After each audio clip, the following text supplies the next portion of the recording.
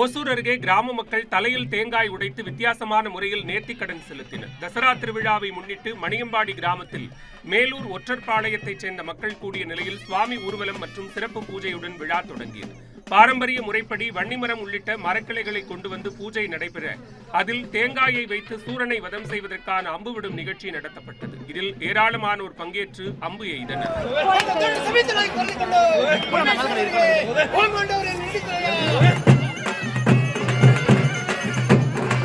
பின்னர் விவசாயம் செழிக்க வேண்டி பக்தர்கள் தங்கள் தலையில் தேங்காய் உடைத்து நேர்த்திக்கடனை செலுத்தினர்.